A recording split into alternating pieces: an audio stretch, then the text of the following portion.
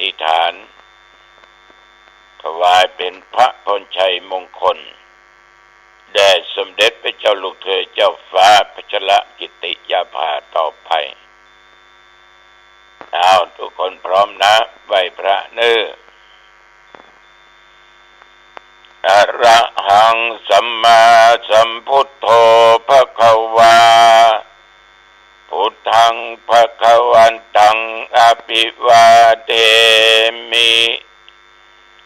กราบพระพุทธสวากขาโตภควตาธัมโมธัมมังนัมมัสสามิกราบพระธรรมสุปฏิปันโนภควโตสาวกสังโฆสังฆังนะมามิกราบพระสงฆ์นะโมตัสสะภะคะวะโตอะระหะโตสัมมาสัมพุทธัสสะนะโมตัสสะภะคะวะโตอะระหะโตสัมมาสัมพุทธัสสะนะโมตัสสะภะคะวะโตอะระหะโตสัมมาสัมพุทธัสสะพุทธังสรณังคัจฉามิธัมมังสรณังคัจฉามิสังฆังสรณังคัจฉามิทุติยัมปิพุทธังสรณังคัจฉามิตุติยัมปิธัมมังสรณังคัจฉามิตุติยัมปิสังฆังสรณังคัจฉามิตติยัมปิพุทธังสรณังคัจฉามิตติยัมปิธัมมังสรณังคัจฉามิตติยัมปิสังฆังสรณังคัจฉามิอิติปิโส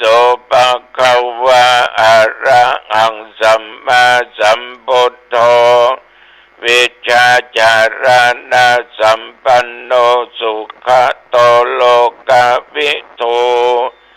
อนุตตโรปุริสธรรมสารถิ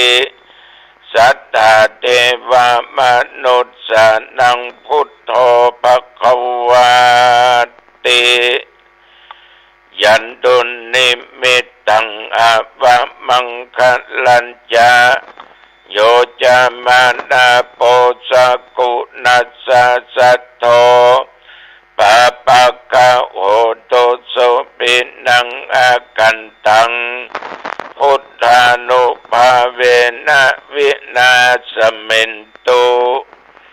สวากขาโตภควตาธัมโมสันติติโกอาการลิโกเอหิปัสสิโกโอปันนาเยโกปัจจตังเวทิตโพวินโยหิติยันตุนิมิตตังอวะมังคลัญจาโยจามานาโปสกุนัสสะโธปะปะกะโหตุสุปินังอากันตังธัมมานุภาเวนะวินาศมินตุสุปฏิปันโนภควโตสาวกสังโฆอุชุปฏิปันโนภควโตสาวกสังโฆยายาปฏิปันโนภควโตสาวกสังโฆสามิจิปฏิปันโนภควโตสาวกสังโฆยะติตังจัตตาริปุริสายุคานิอัตถปุริสปุคลาเอสะภะคะวะโตสาวกสังโฆ อาหุนยโยปาหุนยโยทักขินยโยอัญชลีกระนิโยอนุตตลังปุญญาเกตังโลกัสสาติยันตุนิมิตตังอวะมังคลัญญาโยจามานาโปสกุณัสสะสัทโธ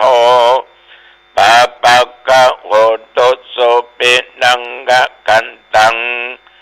สังขานุภาเวนะวินาสเมนตุโพชังโกสติสังฆาโตธัมมานังวิจโยตถาวิริยัมปิติปัสสติโพชังคาจะตถาปะเรสัมมาตุเปกะโพชังคาสัตเตเตสัพพัทธัสสินามุนินาสัมมาตาขาตาภาเวตาภาอุลิกตาสังวัตตันติอภิญญายานิพพานายะจะโพธิยาเอเตนะสัจจวัชเชนะโสติเตโอตุสัพพทาปะเยเอกัสสมิงสมาเยนะโทโมคัลลานัญจกัสสปังคิลาเนตุกิเตทัสสวาโพชังเคสัตตะเทสะเยเตจะตังอภินันติตวาโรคามุตติงสุตังคะเนเอเตนะสัจจวัชเชนะโสติเตโอตุสัพพทาเอกทัตธรรมราชาปิเขลัญเยนะปิปิริโตจุนดาเตเรนะตัญเยวะพระนาเปตวานะสาทรังสัมโมติตวาจะอาภาธาตัมหาบุทธาสิธานะโสเอเตนะสัจจวัชเชนะโสติเตโอตุสัพพทาปะยินาเตจะอาภาธาตินนันนัมปิมะเยสินังมัคคาอัตตกิเลสาวะปัตตานุปติธรรมตังเอเตนะสัจจวัชเชนะโสติเตโอตุสัพพทาภวตุสัพพมังคลังรักขันตุสัพพเทวตาสัพพะธรรมพุทธานุภาเวนะสัทธาโสติปวันตุเตภวตุสัพพมังคลังรักขันตุสัพพเทวตาสัพพะธรรมานุภาเวนะสัทธาโสติปวันตุเตภวตุสัพพมังคลังรักขันตุสัพพเทวตาสัพพสังฆานุภาเวนะสัทธาโสติภวันตุเตโดยบทพุทธานุภาพธรรมานุภาพสังฆานุภาพบทสาธยายมนต์อันศักดิ์สิทธิ์อาตมาขอตั้งจิตภาวนาถวายเป็นพระพรชัยมงคลแด่สมเด็จพระเจ้าลูกเธอเจ้าฟ้าพัชรกิตติยภาหรือพระองค์พาขอตั้งจิตอธิษฐานขอให้พระองค์จงทรงหายจากอาการพระประชวรมีพระสุขภาพพละไมอันแข็งแรงมีพระชนมายุยิ่งยืนนาน120 พรรษายิ่งขึ้นไปขอถวายพระพร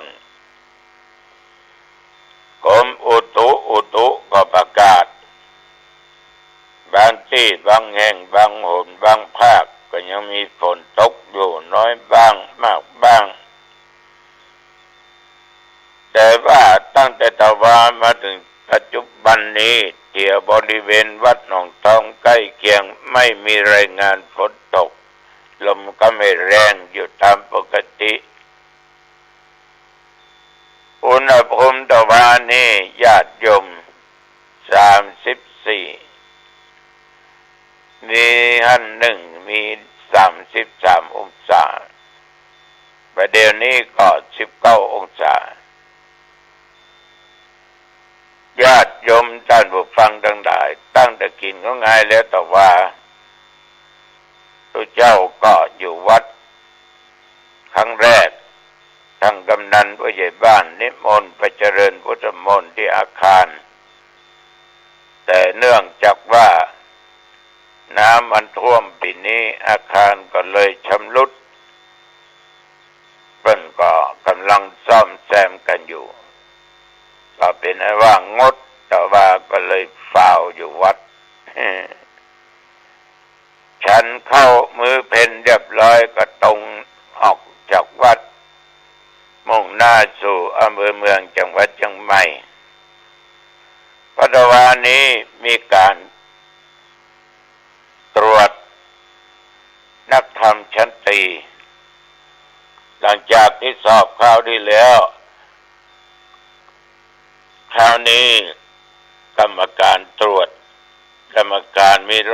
110 ตนนั่งตรวจตั้งแต่วิชากถูธรรมะพุทธวินัยเน้นที่สอบผ่านนักธรรมตรีนั้นถ้าได้กถู7-80คะแนนขึ้นไปนอกนั้นก็50 60 70เนาะธรรมะพุทธวินัยสานพิธีต่างๆถ้าหากว่าผ่าน200ขึ้นไปก็เป็นว่าสอบผ่านถ้ามาถึงก็ตกน้ำป่ำแปมอาตมาก็เข้าร่วมในฐานะเป็นเจ้าคณะผู้ปกครองแต่ว่ามีพระเดชพระคุณหลวงพ่อพระพรหมเสนาบดีเจ้าหน้าภาค7วัดปทุมคงคาเป็นประธานสงฆ์หลวงพ่อพระธรรมเสนาบดีก็เป็นรองประธานสงฆ์มีพระมหาเถระเกือบทุกอำเภอเมื่อถึงเวลาเปิดสอบก็เปิดสอบเปิดตรวจทำนักธรรมชั้นตรีก็เปิดก็พากันไปอยู่ห้องรับรองได้เวลาพอสมควร3 โมงบ่ายอาตมาก็ลากลับวัดเพราะนั่นปล่อยให้ทางกลุ่มเลขาและคณะกรรมการที่ตรวจข้อสอบเพิ่นจะช่วยกันจัดการกันเองญาติโยมท่านผู้ฟังทั้งหลายปัจจุบันนี้อุณหภูมิ19เหมือนเก่าเหมือนเดิมในวันนี้ท่านทั้งหลายดีกว่าวันหลังในวันนี้ก็ยังดีกว่าวันหน้าเพราะเหตุใดตุเจ้ากล่าวอย่างนั้นก็เพราะเหตุว่าวันหลังที่ผ่านมานั่นน่ะบางอย่างมันก็ดีต่อเราเกี่ยวเนื่องมาถึงปัจจุบันคือวันนี้นี่ดีเอาดีเก็บแต่วันหน้าเอาก็บอกว่าไอ้ยังมันจะเกิดขึ้นมันจะมีการเปลี่ยนแปลงต่อฉะนั้นในสังคมมาอยู่ด้วยกันเนี่ยญาติโยมขอให้มีเมตตาธรรมมีความปรารถนาดีต่อกันฮักกันเราจะต้องผูกมิตรผูกสหายศัตรูนั้นกลับเอามาเป็นมิตรอื่นใดอย่าได้สร้างปัญหาเกิดศัตรูขึ้นท่านสาธุ ธุชนญาติโยมเมตตาบารมีธรรมนี้พระพุทธเจ้าของหมู่เฮาได้ปั้มเป่งมาในพระเจ้า10 ชาติที่ท่านได้เกิดเป็นเจ้าสุวรรณสามเพิ่นก็มีเรื่องเล่าว่านายทุกุลกุมารนี่และนางปริกาสองสามีภรรยาเพิ่นก็ได้บำเพ็ญพจน์อยู่ในป่าให้เอ็นก็ได้ส่องทิพเนตรดูก็รู้ว่าต่อไปพระทั้งหน้าสององค์เนี้ยสองคนเนี้ยจะตาบอดด้วยเหตุกรรมเก่า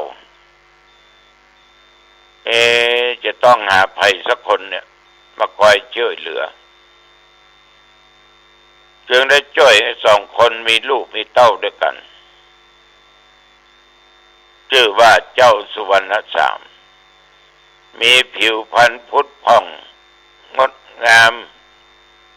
มีเมตตาจิตจนมาอยู่กระทั่งวันหนึ่งญาติโยมเกิดเหตุกับพ่อกับแม่ของเจ้าสุวรรณสามระหว่างที่ขับจากไปหาผลไม้ในป่าคือฝนมันตกจึงหลบฝนที่ใต้ต้นไม้มีจอมปลวกอยู่จอมปลวกหนึ่งในจอมปลวกนั้นก็มีงูพิษเฝ้าอยู่งูก็จึงพ่นพิษออกมาทำให้สองสามีภรรยานั้นตาบอดซึ่งเป็นกรรมเก่าที่เคยได้ทำคือแก่คนอื่นตาบอดเนี่ยญาติโยมทุกสิ่งทุกอย่างล้วนแต่เป็นกรรมเอาก่อกรรมทำเข็นไว้กับคนไหนคนใดกรรมนั้นก็จึงบันีจากเข้าไปได้ต้องมาสนองแน่นอนเมื่อพระเมตตาบอดเจ้าสุวรรณสามก็ตักน้ำพ่องหาผลหมากรากไม้มาปฏิบัติพ่อแม่ด้วยดีตลอดมากุเตื้อที่ออกไปหาอาหารนั้นจะมีสัตว์ต่างๆคอยติดตามอยู่เสมอพระสุวรรณสามพระองค์เป็นผู้มีจิตใจงามมากญาติโยมมีเมตตากรุณาต่อสรรพสัตว์ทั้งหลายเวลานั้นมีพระราชาตนหนึ่งชื่อว่าพระปิละยักขราชก็ได้ออกไปล่าสัตว์อยู่เป็นนิดวันหนึ่งออกล่าสัตว์ไปบริเวณที่สุวรรณสามตักน้ำพญาปิละยักขราชมันก็ซุ่มดักเพื่อยิงสัตว์เมื่อหันสุวรรณสามมีรูปกายงามแล้วก็มีหมู่สัตว์ต่างๆติดตามมาจึงออกเข้าไปพบแต่กลัวว่าสัตว์จะหนีเนี่ยใหญ่มันจังยักษ์ก็ยิงธนูไปที่สุวรรณสามถูกเลยญาติโยมล้มลงเจ้าสุวรรณสามก็มีอาการโกรธเคืองโมโหโทโสพยาบาทยังอู้จาไพเราะอ่อนหวานกับพระปิละยักขราชได้ถามพระองค์ถึงสาเหตุที่ยิงคนที่มายิงตนแต่พระองค์ก็กลับตอบเพื่อว่ากล่าวเท็จกับสุวรรณสามว่าที่ยิงไปนั้นก็คือตั้งใจจะยิงสัตว์สุวรรณสามก็จึงกล่าวว่าพระองค์ท่านนั้นยังมุสาวาทอย่างอี้เช่าเหลือขออย่ามุสาวาทยกความผิด หึงหมดพระองค์ก็เกิดความละอายพระทัยของพระองค์รับปากว่าจะดูแลบิดามารดาที่ตาบอดทดแทนเพื่อเป็นการไถ่บาปที่ตัวเองได้กระทำมาดีได้กล่าวคำอุตสาห์จากนั้นสุวรรณสามก็หมดสติไปพระปิรยักษราชได้เดินทางมาที่อาสมของพ่อของแม่เจ้าสุวรรณสามแล้วก็มาบอกเรื่องราวที่เกิดขึ้นจากนั้นญาติโยมท่านผู้ฟังทั้งหลายก็ได้พาสองคนนั้นไปที่สุวรรณสามตายทั้งสองคนก็จับพอดีหน้าอกของเจ้าสุวรรณสามโอ้มันอุ่นอยู่จึงตั้งจิตอธิษฐานขอบารมีเทวดาโปรดช่วยกรุณาสุวรรณสามได้เถิดสาธุสาธุสาธุโดยบารมีที่ได้สะสมไว้เทพธิดาสุนทรีซึ่งเป็นบรรดาของเจ้าสุวรรณสามชาติปางก่อนช่วยสวดมนต์จึงทำให้สุวรรณสามฟื้นชีพขึ้นมาพร้อมกับตาทั้งสองข้างของบิดามารดาก็กลับมาเป็นปกติสุวรรณสามได้บอกเทวดาบละทิ้งคนดีแต่มักจะปรากฏมาช่วยเหลืออยู่ตลอดก็เป็นนั้นว่าบุคคลใดที่ทำความดีจะมีชีวิตนำไปสู่แต่ทางที่จะมีแต่ความสุขญาติโยมท่านผู้ฟังในเรื่องนี้ยังมีเกี่ยวกับการได้สวดมนต์แล้วก็ได้ให้เจ้าสุวรรณสามฟื้นชีพแม้แต่ตาของพ่อแม่เจ้าสุวรรณสามที่บอดก็อยู่เป็นปกติบุคคลที่มาสวดนั้นก็คือเทพธิดาสุนทรีเคยเป็นแม่ของเจ้าสุวรรณสามในอดีตชาติฉะนั้นท่านทั้งหลายเอาตั้งใจสวดมนต์กันโดยจิตอันตั้งมั่นและเมตตาธรรมถวายเป็นพระราชกุศล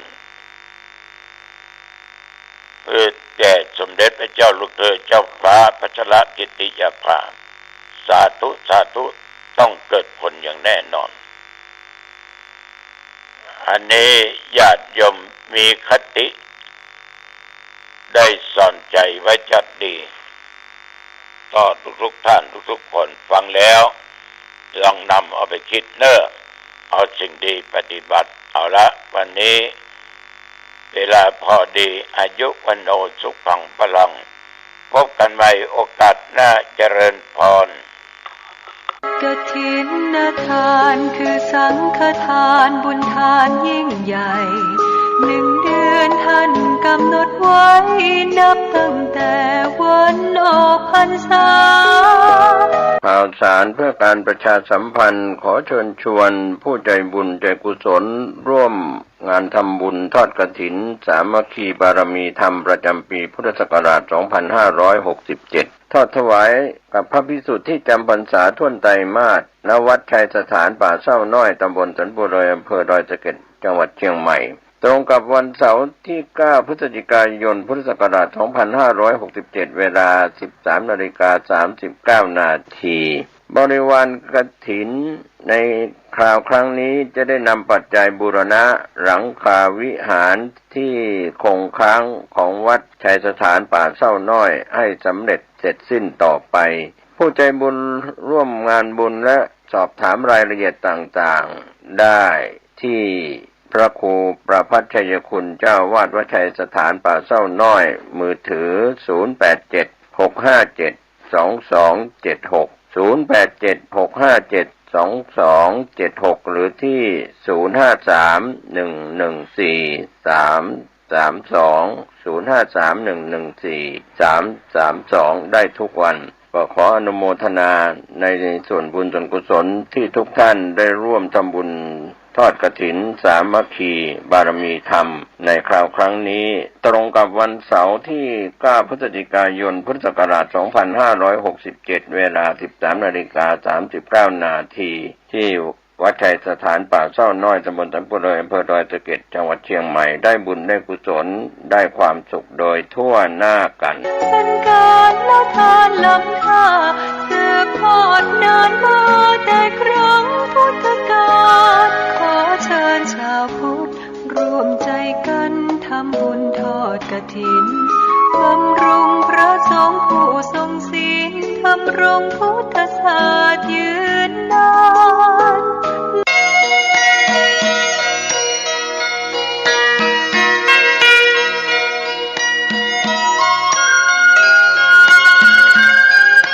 ข่าวสารเพื่อการประชาสัมพันธ์ขอเชิญชวนผู้ใจบุญใจกุศล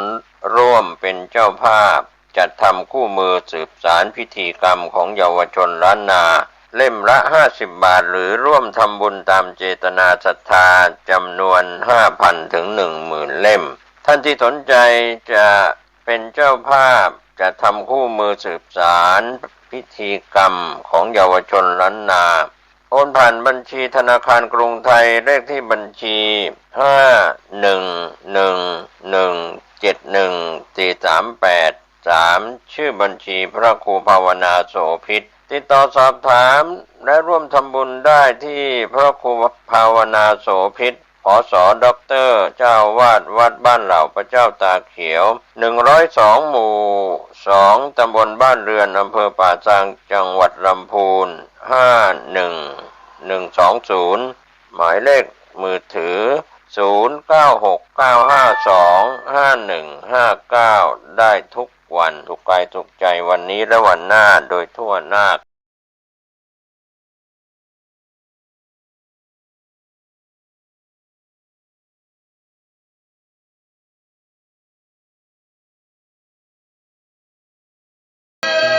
กฐินทานคือสังฆทานบุญทานยิ่งใหญ่